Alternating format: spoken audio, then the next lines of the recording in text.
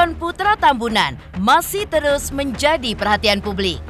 Bukan tentang lagu cintanya yang begitu indah, melainkan kisruh rumah tangganya dengan Inara Rusli yang menyeret nama Tenri Ajeng Anissa atas dugaan perselingkuhan. Masalah ini pun berujung gugatan talak cerai dari Virgon hingga baik Inara maupun Tenri saling lapor ke Polda Metro Jaya dengan kasusnya masing-masing. Pasca Tenri dilaporkan Inara dengan pasal perzinahan, lantas seperti apakah pihak Tenri yang menggebu-gebu menantang Inara lantaran ragu dengan bukti-bukti yang dimiliki oleh Inara?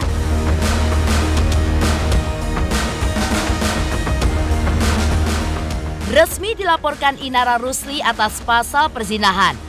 Lantas, seperti apa tanggapan Sandi Arifin selaku kuasa hukum Virgon terkait pasal yang dilaporkan Inara tersebut? Dan benarkah Sandi pun sudah menyiapkan langkah-langkah hukum yang akan diambil? Mengingat sidang gugat talak Virgon akan disidangkan pada hari Rabu 17 Mei 2023. Lantas benarkah psikis Inara pun menjadi terganggu karena banyaknya masalah yang datang kepadanya? Pemirsa, bersama Intens Investigasi, kami hadirkan kabar terkini, terpercaya, dan teraktual. Tetapi sebelumnya, jangan lupa untuk like, subscribe, dan juga share channel YouTube ini.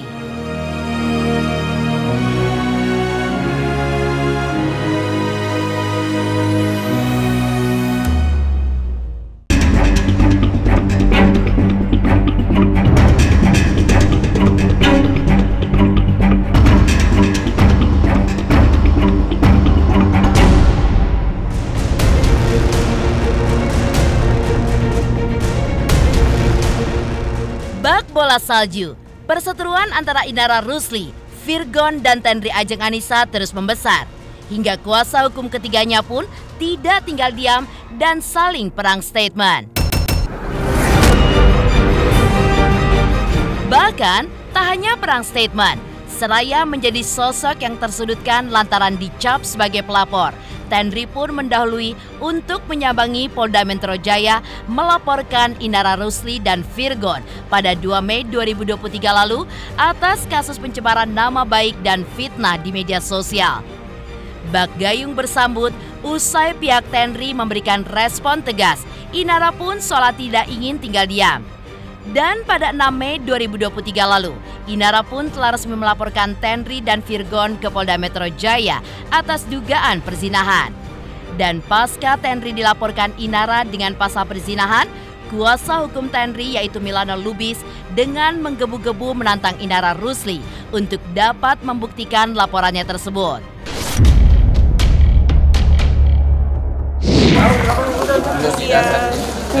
Mohon doanya ya. Kiri lagi Mbak Inara, kiri. Ya, cakep. Oke, Mbak Inara. Ya, oke. Pasalnya 284. Intinya kalau kami yakin 100% dengan klien kami bahwa tidak ada terkait dengan seperti apa yang dituduhkan oleh Inara. Udah tunggu aja, karena ini postingannya sudah dihapus, di take down sama dia, jadi butuh pemeriksaan lebih lanjut. Nggak bisa, walaupun polisi tahu dia yang langsung, karena ada pernyataan permohonan maaf kemarin itu kan. Sebenarnya kan kita udah jelas, permohonan maafnya itu kenapa kita anggap kurang, karena tidak terkait dengan pelakor, itu aja. Kalau dia sakit hati gara-gara ngerasa loh udah minta maaf, terus kok masih dilanjutkan, buktinya tanggal 6 dia lapor. Lapornya tanggal 6 kan? Baru dipublish kemarin, berarti itikadnya apa? Nggak apa-apa, justru kami menghargai ini dan kita lihat, ingat, kalau dia tidak terbukti dengan laporan perzinahannya, bakal ada laporan lagi balik ke dia, laporan palsu dan fitnah. Oh, iya dong, harus jelas. Perzinahan itu kan mestinya misalnya dalam keadaan ditangkap basah, digerebek atau seperti apa. Ini seperti apa perzinahannya?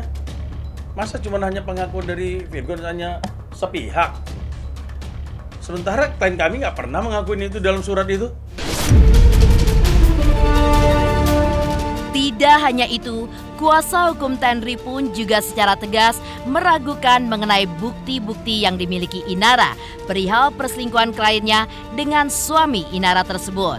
Meski begitu, kuasa hukum Tenri pun justru membenarkan bahwa kliennya menerima transferan sejumlah uang dari Virgon yang nominalnya tidak disebutkan.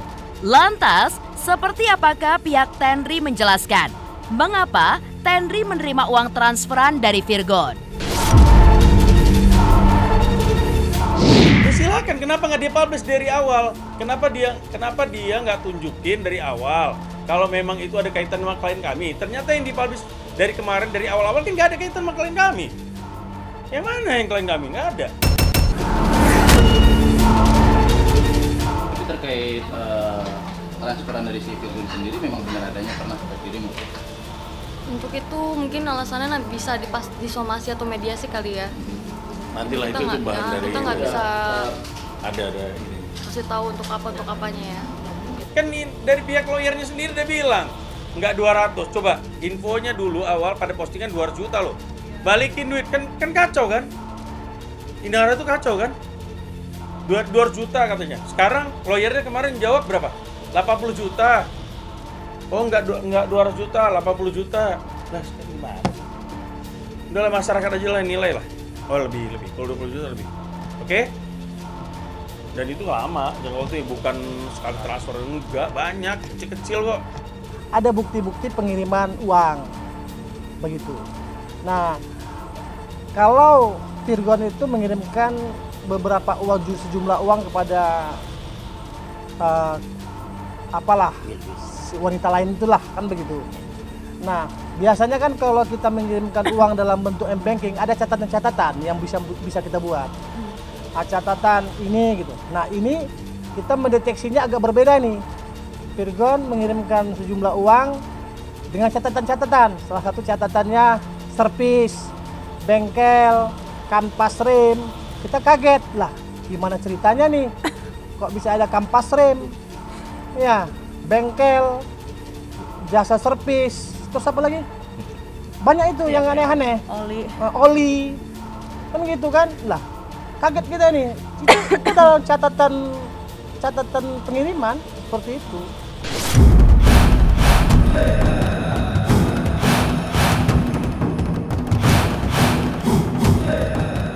Lalu benarkah melihat masalah yang semakin panas dan membesar? Tenri pun secara tegas akan membuat laporan kembali untuk Inara jika laporan yang dibuat oleh mantan personel girl band Beksa itu pun tidak terbukti. Dan benarkah pula niatan kuasa hukum Tenri untuk mewadahi restoratif justice antara kliennya dengan Inara tidak akan terjadi? Ya silakan, saksinya ngeliat apa? Hati-hati loh, satu saksi kan? Silakan aja. Saksinya juga kalau cuma lihat nggak ada buktinya mau ngomong apa? Yang ada malah kita lapor balik. Ya sangat disayangkan sekali gitu loh. Mestinya ikutin dulu apa yang kita laporkan. Jadi ketahuan nanti kan kita sudah membuka ruang sebenarnya kepada Inara. Nanti ada restoratif justice. Kita juga tidak ada kepengen ya kita juga kalian kita ini perempuan. Dia juga sempat ke Inara, tapi dengan kondisi seperti sekarang malah Inara seperti ini kita makin maju. Justru kalau tidak terbukti kita akan lapor balik. Hati-hati. Tuduhannya sangat serius loh. Resmi dilaporkan oleh Inara Rusli atas pasal perzinahan. Lantas, seperti apa tanggapan Sandi Arifin selaku kuasa hukum Virgon terkait pasal yang dilaporkan oleh Inara tersebut? Dan benarkah Sandi pun sudah menyiapkan langkah-langkah hukum yang akan diambil? Pemirsa Intens Investigasi, jangan lupa untuk like, subscribe, dan juga share channel YouTube ini. Halo, saya Dwi Andika. Jangan lupa untuk saksikan Intens dari hari Senin sampai hari Sabtu sehari 3 kali. Wow, Intens. Jangan lupa juga untuk like, komen, dan subscribe.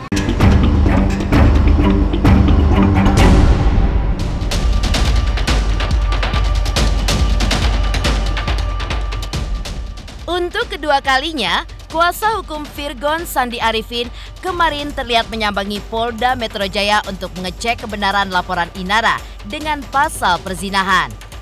Lantas, seperti apa tanggapan Sandi Arifin terkait pasal yang dilaporkan oleh Inara tersebut? Benarkah Sandi pun sudah menyiapkan langkah-langkah hukum yang akan diambil?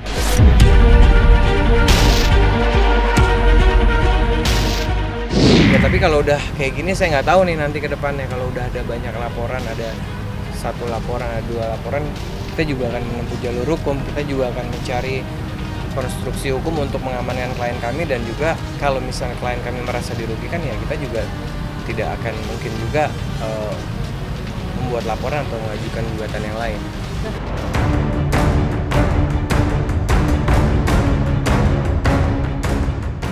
Hingga detik ini, Virgon yang menjadi aktor utama dalam kasus ini sampai saat ini pun belum memberikan tanggapan secara langsung di hadapan awak media. Melihat banyaknya pertanyaan dari awak media, seperti kemanakah Virgon saat ini, Sandi Arifin pun memberikan penjelasannya. Lantas seperti apa kubu Tenri yang begitu meradang kepada Virgon yang seolah bersembunyi ketika diminta pertanggungjawaban karena sudah mencatut nama Tenri Anissa dalam surat pernyataan bermaterai dan bertanda tangan itu? Ini baru mau ketemu, tapi kayaknya beliau udah tahu karena tadi pagi menanyakan apakah nanti sore jadi ketemu. Ya kita akan ketemu nanti sore hari ini. Sejauh ini saya kan ketemu klien saya kan baru 2 kali. Kita belum bicara panjang lebar. Insya Allah nih nanti sore saya akan bicara panjang lebar dan juga mungkin saling memberikan informasi yang update dari fakta-fakta yang sebelumnya dan juga yang sekarang. Juga ditambah juga keterangan dari saksi-saksi ataupun bukti yang ada.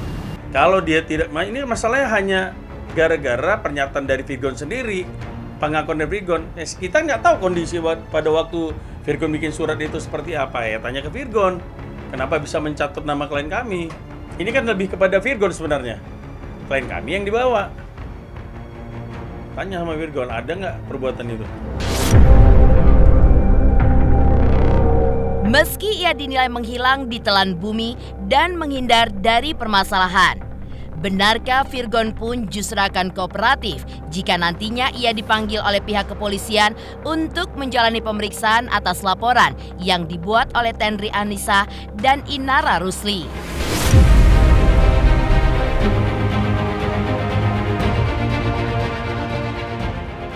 Memang membuat laporan kemudian kan ada berita acara pemeriksaan. Ya silakan, itu kan haknya mereka. Seperti saya sampaikan tadi, klien kami intinya akan kooperatif, menghormati proses hukum, dan juga sebagai warga negara yang baik akan hadir.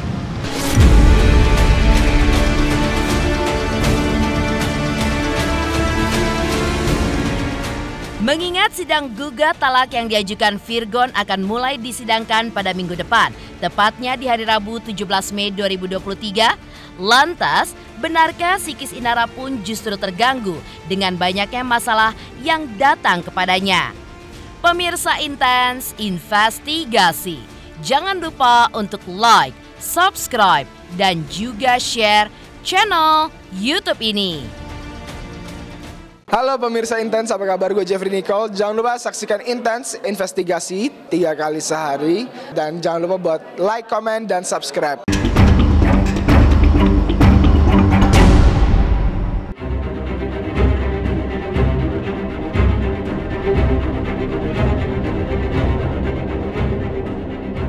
Seperti diketahui, sidang gugat talak yang dilajukan Virgon terhadap Inara rencananya akan mulai disidangkan minggu depan, tepatnya di hari Rabu 17 Mei 2023.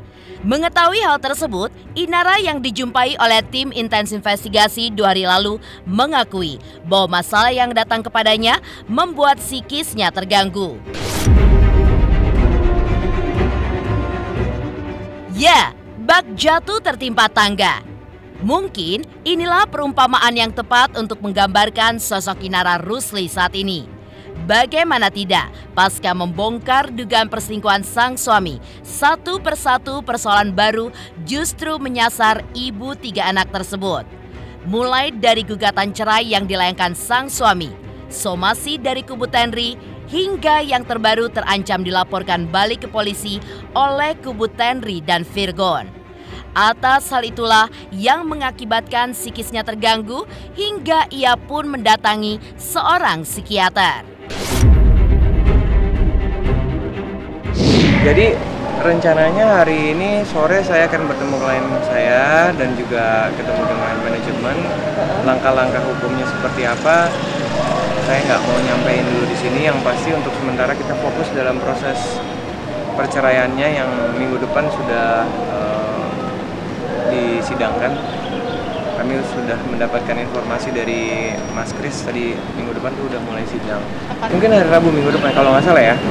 Nggak ada sih, saya cuma bilang kalau selama kita ada di jalan yang benar jangan pernah takut, itu aja. Awalnya kan emang permintaan ya lama-lama seiring berjalannya waktu proses ya lebih ke psikis sih.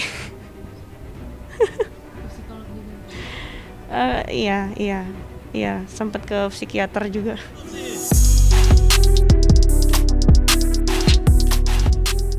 Demikian pemirsa, kabar terkini, terpercaya, dan teraktual yang kami hadirkan hari ini. Saksikan terus Intens Investigasi setiap hari Senin sampai dengan Sabtu, tayang 3 kali sehari, yaitu pada pukul 11 siang, 3 sore, dan 7 malam, hanya di YouTube channel. Dan pastikan jangan lupa untuk like, subscribe, dan juga share channel Intens Investigasi.